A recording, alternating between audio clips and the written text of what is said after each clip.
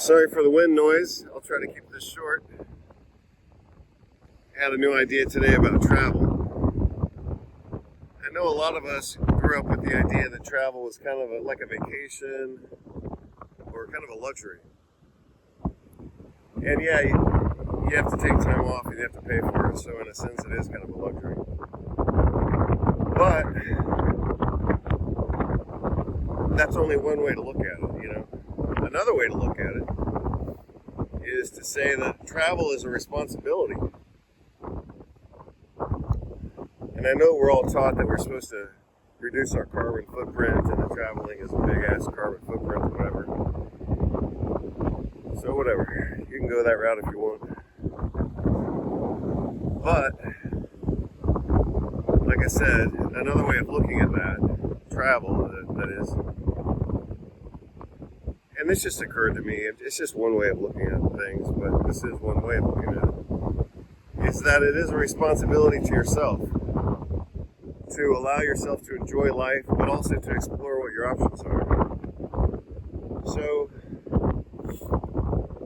we spent a few days now kind of exploring options for the reason that none of us know, you know, when the shit's going to hit the fan again, or the next pandemic, or the next national collapse, or the next devaluation of currency, or the next nuclear threat, or the next whatever, you know. So, every once in a while, we travel. And a large part of the reason that we travel isn't simply to get away and explore new things, even though it is that as well. But it's also to see where we're going to go if the next pandemic hits, or if the next nuclear war, you know, destroys Eastern Europe or whatever. We want to know where we can bounce, you know, on relatively short-term notice if we have to go somewhere else. So that means not simply going and exploring and so-called, you know, traveling, but really trying to understand the ins and outs of the culture, the economy, the money, the way the markets work. Markets like grocery shopping. Some countries don't have good groceries. Like, I've mentioned this before, you can go have a good experience as a tourist. Holy shit, hold on. This dog is running towards my wife. Now the owner came out. That was pretty fucking irresponsible. So, like I started to say, and as I have said before, some places you can visit and you can eat in the restaurants and you can think everything's great. But then you find out that their markets are empty.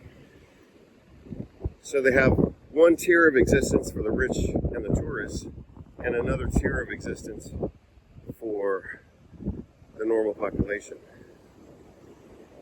So if you're looking to actually relocate, which is your right and responsibility to keep yourself safe in the face of, you know, international turmoil, then you got to go figure things out.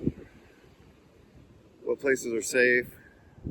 If it's not safe, how much more do you have to pay for a safe place?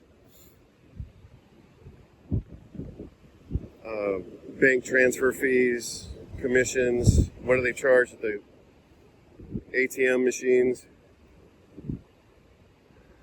Like a couple years ago, we went to Argentina, and the ATM machines were charging 40%. So if we took out $100, we were paying $40 in ATM fees. And obviously the economy in Argentina now in 2026 is even worse. So you just have to go feel things out. But like I said, you know, in my family, like especially my mom's family, travel was like a big luxury that was almost considered to be irresponsible. You know, like it was so horrid that they couldn't even talk about it. So going from that extreme of, you know, travel being considered kind of a frivolous irresponsibility,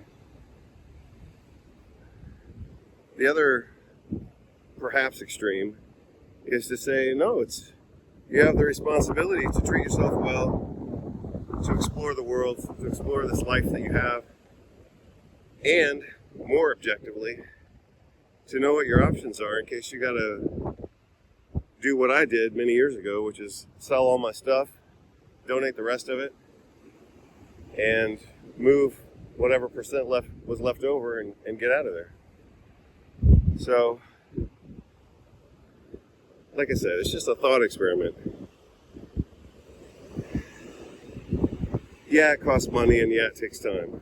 But if you can negotiate the time and money, or as my uncle used to say, massage the numbers until you feel good about it,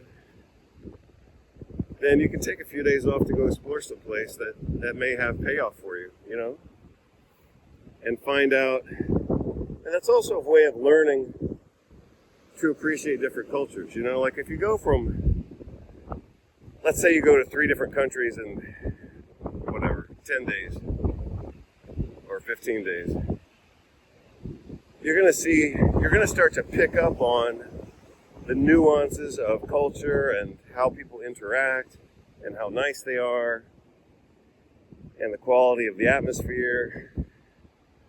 And you're going to start to